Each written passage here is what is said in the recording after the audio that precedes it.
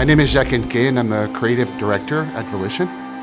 Red Faction is a long-standing license, and we recently returned to it with Red Faction Guerrilla, and it's changed quite a bit. It became a third-person game, and we also brought what we call GeoMod 2.0, which is a level of destruction in the environments that is unequaled in any game. I don't usually brag, but I think that's very true of this one. I think everybody agrees that what Red Faction Guerrilla did was to bring destruction to an entirely unseen level.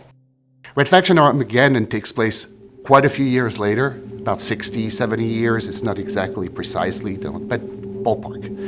And the surface has been completely destroyed.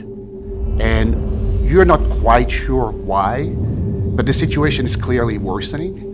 And so the remaining population has had to go very deep underground and to learn to live in different environments that range from ice cave to magma caves to huge lakes of lava that connect different areas. So it's not just a bunch of tunnels that are under the surface. You have these enormous areas that either were created naturally or blasted out by miners and have been built to basically survive because the planet's surface is essentially uninhabitable.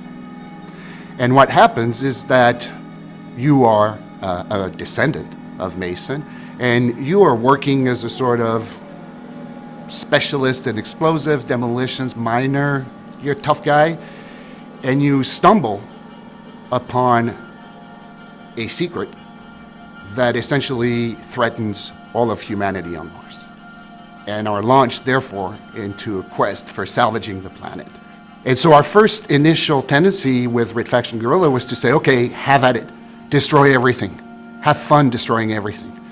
Now we're refining this a little bit, and we are integrating the destruction into the gameplay more. So the game is no longer just about destruction, it's about how you use destruction to accomplish goals and serve purposes and advance the story. So we're going to the next level and integrating the destruction into the storyline and the evolution of the characters. We also added a new component, which is the flip side of destruction, which is that you have a nanoforge. It's a piece of equipment that has abilities, and one of them is you can actually reconstruct things. So things that are destroyed can actually be recombined into elements. And of course, that too ties into the gameplay. So the aliens have a sort of almost military structure, not in the sense of, officers, but you're going to encounter a large number of different types of aliens. Some are bipeds, some are quadrupeds, some are basically the size of a humanoid, although they're not human at all, while the biggest one are absolutely enormous. I mean, hundreds and hundreds of feet large. So they're going to vary their tactics and the way they approach you based on their abilities, and of course they're going to combine their attacks. So you're going to be confronted with different types of enemies all the time that come at you very different ways.